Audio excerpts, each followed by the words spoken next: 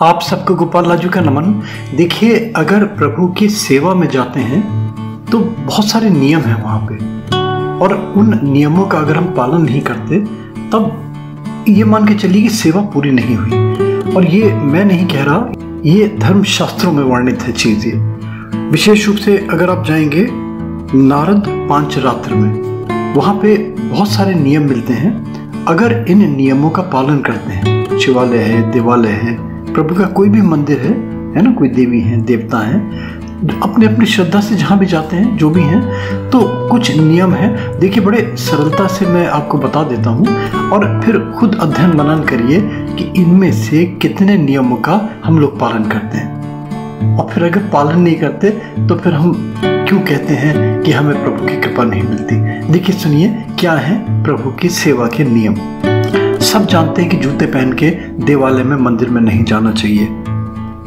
कभी भी किसी वाहन पे चढ़ के, कोई भी व्हीकल है, जैसे होता है ना, व्हीकल पे चढ़ के सीधे प्रांगण में रुके मंदिर में जाके, तो उसके बहुत बाहर अपना वाहन रोक देना चाहिए। बहुत से उत्सव होते हैं, बहुत से तिथियां होती हैं, बहुत सारी जयंती होती हैं जिनमें मंदिर नहीं जाते हम लोग, उनमें जरूर देवालय जाना चाहिए। प्रभु को प्रणाम करते हैं तो दंडवत प्रणाम करें, सामने से प्रभु के दंडवत प्रणाम करें, पीछे से, साइड से नहीं। और अगर मान लीजिए बहुत सारी ऐसी स्थिति होती है जो प्रणाम नहीं कर पाती दंडवत, तब वो क्या करें? उसके लिए फिर अगर मान लीजिए प्रणाम करते हैं तो प्रणाम करने का जो सबसे अच्छा तरीका, दोनों हाथों को बंद करके, बांध के दोनों हाथों को सीधे बिल्कुल स्ट्रेट रखे, नमस्ते की मुद्रा में। और जो नमस्ते की मुद्रा, ये तो ये अपने आप हृदय चक्र पे रखिए, और यह हाथ ये दोनों आज्ञा चक्र पे रखिए।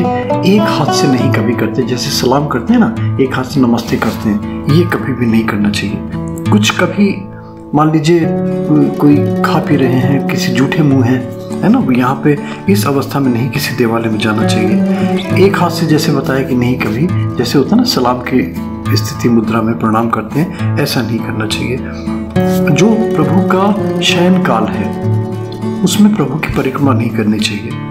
भगवान के सम्मुख पैर पसार के बैठना, पैर फैला के बैठना, जैसे होता है ना, बैठे अपने पलथी मार के बैठे हुए हैं या वैसे बैठे हुए हैं, और करते करते अंगड़ाई ली और प्रभु की तरफ पैर कर दिए, वो नहीं करना चाहिए।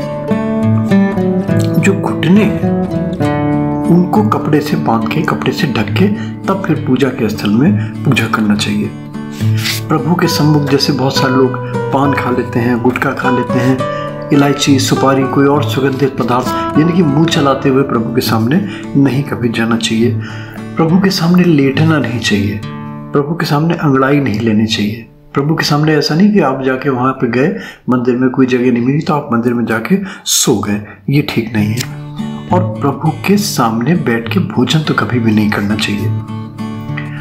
मंदिर में कोई आपका कोई देवालय है, वहाँ पे जैसे होते हैं ना, मिथ्या भाषण कर रहे हैं, जगत चर्चा कर रहे हैं, राजनीति की चर्चा कर रहे हैं, तर्क कर रहे हैं, कुतर्क कर रहे हैं, ये सब बातें नहीं करनी चाहिए। शोर कर रहे हैं बिना मतलब का, है ना, 2-3-4 पार्टी बना के गए, लोग मिलके गए और बिना मतलब का कोलाहल कर रहे हैं, ये नहीं। वाद कर रहे हैं, प्रतिवाद कर रहे हैं, तर्क कर रहे हैं, कुतर्क कर रहे हैं, ये नहीं करना चाहिए।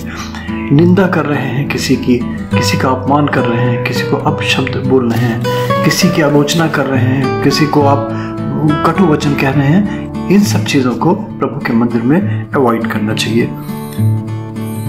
मंदिर में प्रभु के दुखी होकर रोना बहुत अच्छा है। अगर किसी के सामने रो रहे हैं ना, अपना दुखड़ा, अपना दुख, अपनी व्यथा किसी को कह रहे हैं, तो प्रभु के सामने दीन होके, हीन होके, रो के, गिड़गिड़ा के, जिस तरीके से भी आप, जिस मन से भी, है ना, जैसे भी आर्तनाद करके आप प्रभु की भक्ति कर सकते हैं, वो बहुत अच्छी होती है। एक दूसरे से लड़ना, एक दूसरे को झगड़ना, गाली गलौज करना, अपमान करना, किसी के सम्मुख हाथापाई होने लगी, पता चला मंदिर में बैठे हुए हैं, कोई बात हो गई, कोई बात, कुछ भी XYZ, और पता चला हाथापाई करने लगे, हंसी मजाक कर रहे हैं, कठोर शब्द बोल रहे हैं, ये सब नहीं करना चाहिए मंदिर में। प्रभु की तरफ पीठ करके नहीं बैठना चाहिए। और मंदिर में, देवालय में अगर आपके गुरु हैं या कोई आपके और प्रियजन हैं, उनको छोड़ के किसी भी अन्य को न तो आपको पैर छूने चाहिए, ना आगे उनके झुकना चाहिए। प्रभु के चरण सर्वोपरि हैं। और भगवान के आगे अपनी तो कभी प्रशंसा करनी ही नहीं चाहिए। मान लीजिए 2-3-4 जने बैठे हुए हैं और बैठ के चर्चा चल रही है और चर्चा में वहाँ पता चला कि अपना अपना दुखला लेके बैठ गए, या अपनी कहानी लेके बैठ गए, या अपनी बड़ाई लेके बैठ गए, अपनी तारीफ। और किसी की भी निंदा, किसी प्रियजन की निंदा, किसी देव की निंदा, किसी योग्य, किसी गुणी जन की निंदा, किसी की भी निंदा तो करनी ही नहीं चाहिए प्रांगण में बैठ के।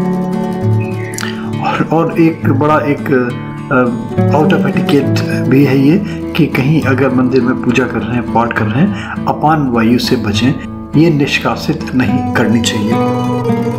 और प्रभु को जो नियम है भगवान की, है ना, उनका भोग है, उनका प्रसाद है, उनका नैवेद्य है, वो जरूर जो भी नियम है आपका निकालते हैं वो ज़रूर निकालना चाहिए।